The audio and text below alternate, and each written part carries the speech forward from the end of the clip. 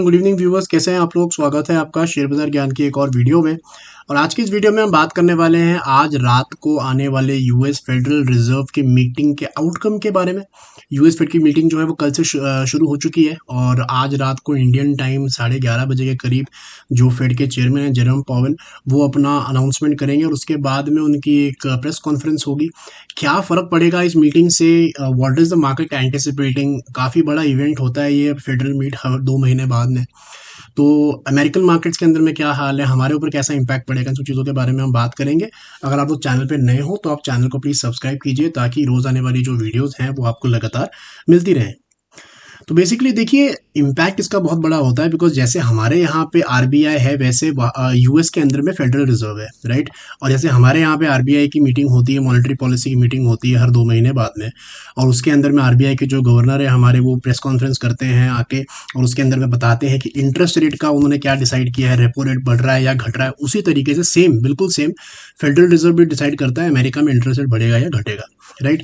अब interest rate की कहानी कुछ ऐसी है कि जब रशिया यूक्रेन वॉर हुआ था स्टार्ट और जो क्रूड बहुत ज़्यादा महंगा हो गया था, उससे 2 साल पहले ही कोविड आया था, तो बहुत ज़्यादा इन्फ्लेशन जो है अमेरिका के अंदर में बढ़ गया था। हमारी कंट्री में भी बढ़ा था, अमेरिका में भी बढ़ा था।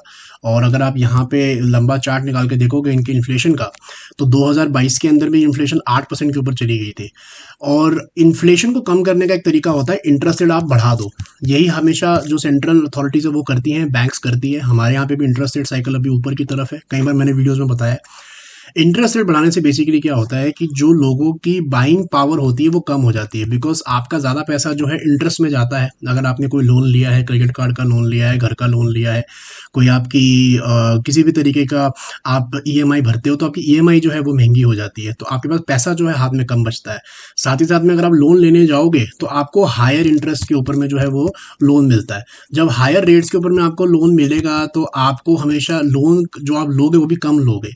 Eventually the logic is to take money away from people. उससे होगा ये कि डिमांड जो है वो थोड़ी सी कम हो जाएगी, लोगों में खरीदने की क्षमता कम रहेगी, तो चीज़ों के दाम गिरेंगे।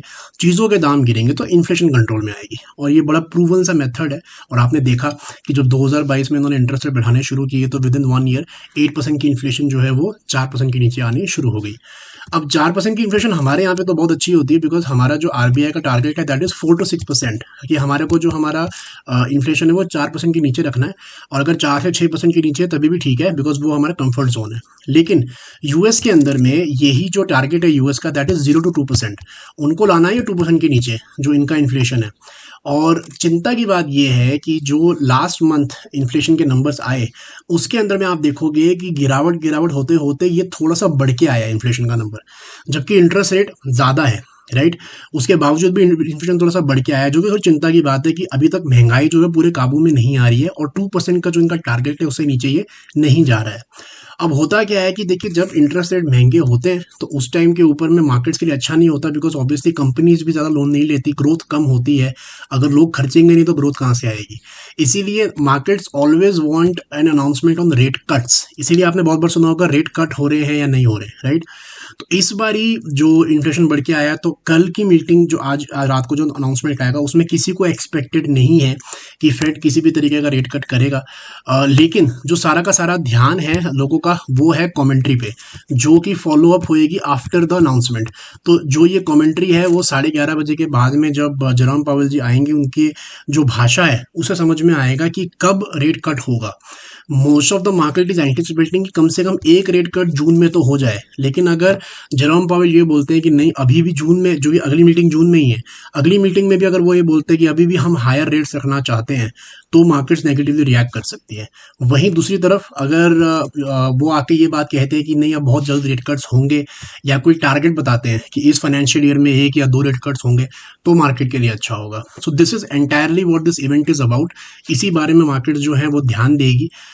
सिर्फ अगर हम मार्केट्स की बात करें तो डाउ जोन्स इस टाइम पे ऑल टाइम हाई पे चल रहा है अपने, और यहाँ पे अगर अच्छा अनाउंसमेंट आए तो डेफिनेटली और ज़्यादा बढ़ सकता है यहाँ पे। और हमारा निफ्टी अगर हम देखेंगे तो फिलहाल एक करेक्शन के मूड में है, बिकॉज लास्ट वीक निफ्टी के लिए काफ़ी ख़राब था।